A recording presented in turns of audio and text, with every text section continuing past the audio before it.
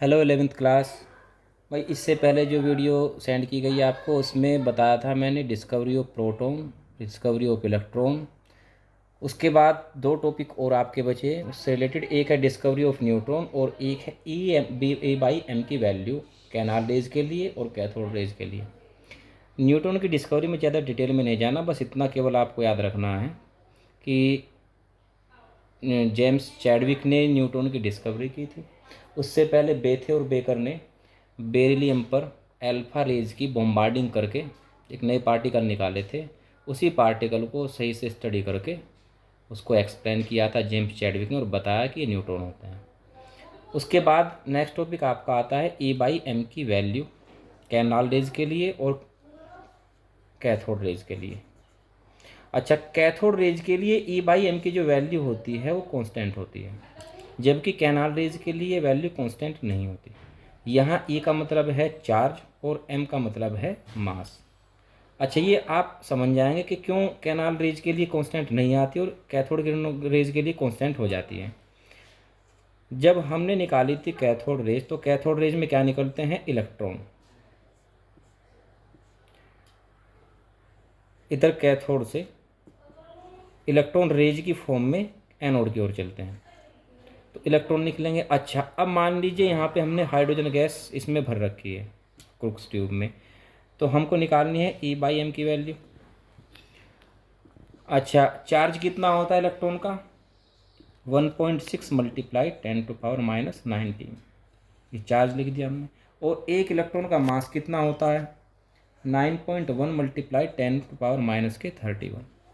जब हम हाइड्रोजन की बात करते हैं तो हाइड्रोजन में एक तो होता है उसका न्यूक्लियस जो केवल एक प्रोटॉन से बना होता है, और उसमें एक होता है इलेक्ट्रॉन, इसमें न्यूट्रॉन नहीं होता। तो निकलेगा क्या? इलेक्ट्रॉन। तो एक हाइड्रोजन से कितना इलेक्ट्रॉन निकलना है? एक हाइड्रोजन से एक इलेक्ट्रॉन निकला, एक इलेक्ट्रॉन का चार्ज मल्टीप्लाई कर देंगे और बाय में एक इलेक्ट्रॉन का मास। ये तो आएगी हाइड्रोजन के लिए। और अगर हम लेते हैं हीलियम के लिए, अगर हमने इसमें हीलियम गैस डाल देते हैं तो हीलियम के लिए क्या होगा? हीलियम की स्ट्रक्चर समझ लो पहले। भाई हीलियम का एक न्यूक्लियस हुआ, उस न्यूक्लियस में 2 प्रोटॉन्स हैं, 2 न्यूट्रॉन्स हैं और उसमें 2 होते हैं इलेक्ट्रॉन्स। तो इलेक्ट्रॉन तो इधर को चलेंगे जो कैथोड रेज बनाएंगे, और इसका जो न्यूक्लियस है, न्यूक्लियस कैथोड की तरफ चलेगा, जिसको हम कहते हैं कैनाल रेज।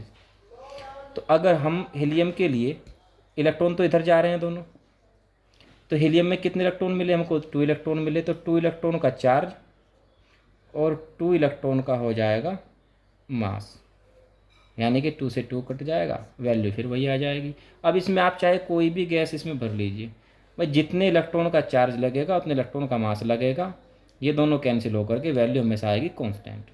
ये तो रही कैथोड रेज के लिए। अब बात करते हैं हम कैनाल रेज के लिए। कैनाल रेज के लिए पहले मान लीजिए हमने इसमें हाइड्रोजन फिलअप कर लिया।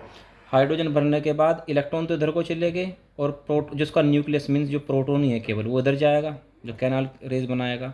अच्छा, तो कितने प्रोटॉन का चार्ज? 1 प्रोटॉन का। और कितने प्रोटॉन का मास? 1 प्रोटॉन का। चलो 1 से 1 कैंसिल हो गया, वैल्यू आ गई है।